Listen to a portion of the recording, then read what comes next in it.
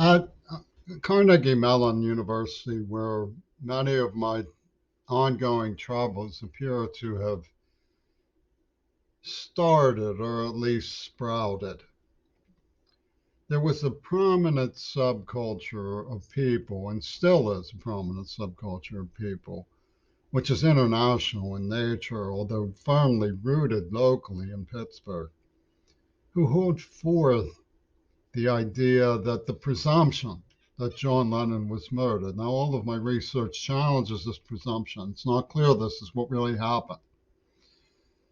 But focus on the fact that I'm saying that. I want to get back to it, and I want to make sure that we get back to it, that it's clear that I'm saying that, no matter how you may feel about it.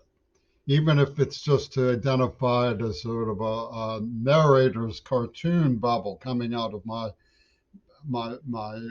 image.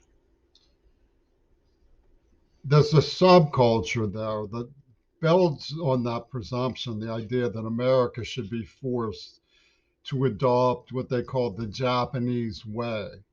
This comes from Sean Lennon Toon's variety of gang bangers who got into ostracism with me and so forth.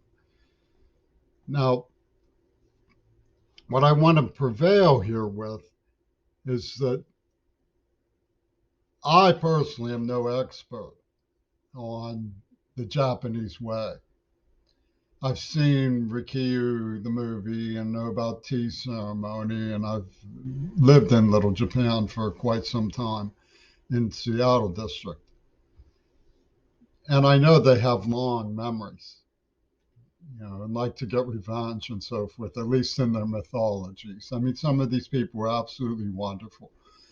But I don't really understand all the particulars of what a pop culture bumper sticker head like John Lennon means when he says Japanese way. And I don't plan to go plumbing the depths of his guru majesty to find out. But what has come about as a result of this?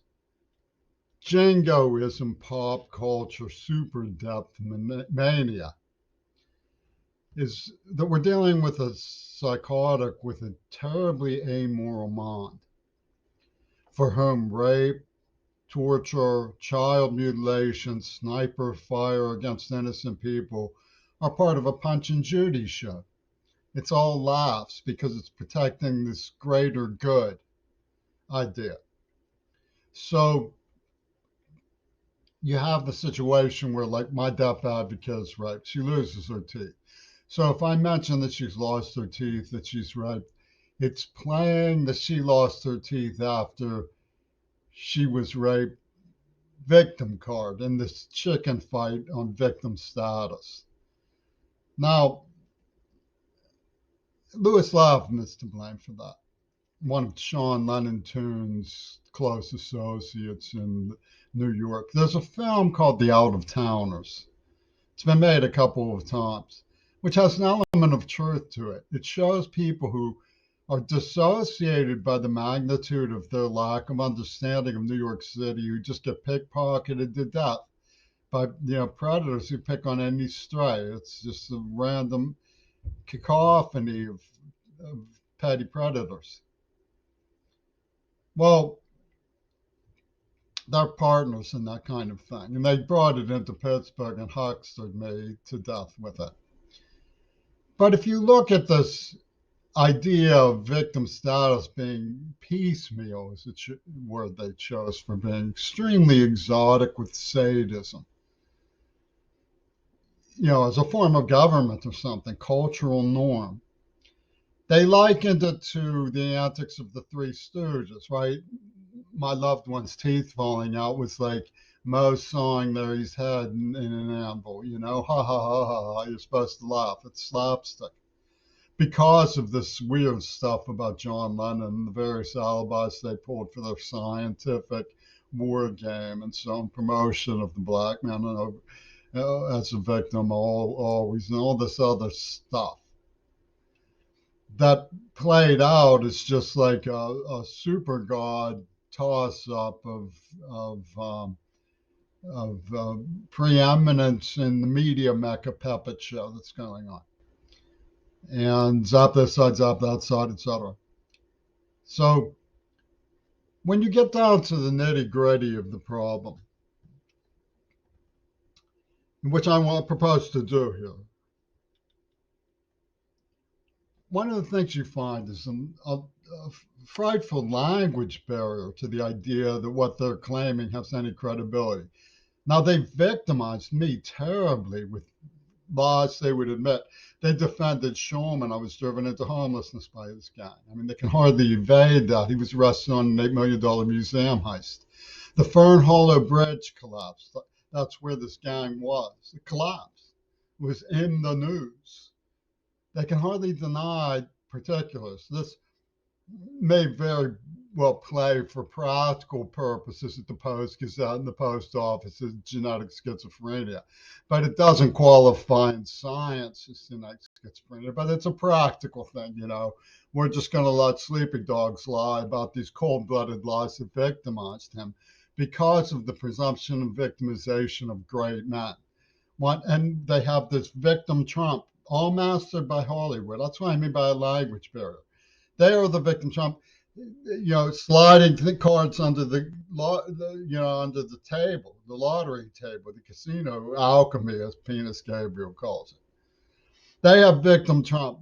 But they have me stage managed into place to be in D.C. where that chronic fascist Reagan claims he was shot. He comes out and waves to me. What's going on here?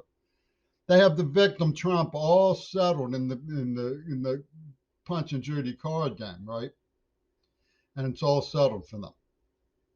And this is the way they micromanage the whole thing. So to get down to the nitty gritty, which I promised I would get to here, the last most macabre and essential thing that is bridge that needs to be crossed to understand what really happened is the invisible switchboard that applies to the invisible man, which is yours truly.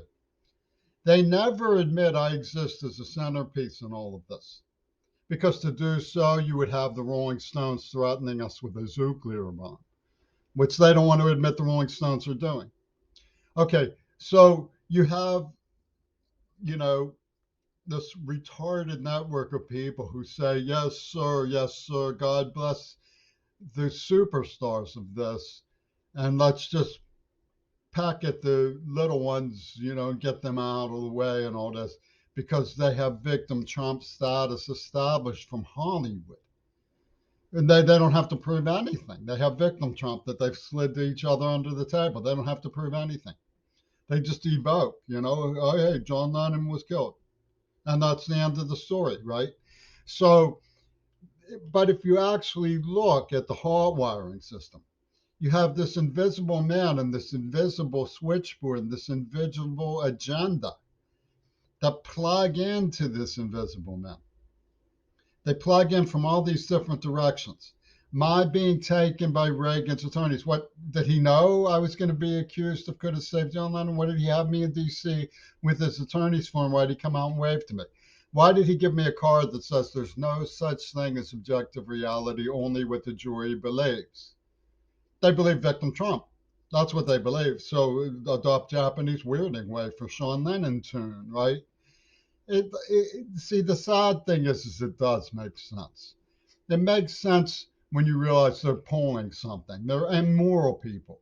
They don't care about the truth. They don't mind if we're lied to. They don't mind if we're extinguished. They get us out of the way.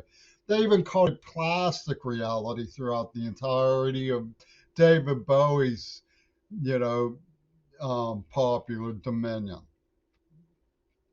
And there's language barriers to believing them about this stuff. It's all hustled into place as a special school book that says might makes right. Might doesn't make right. It doesn't matter how many times and how many different ways they say it. It doesn't.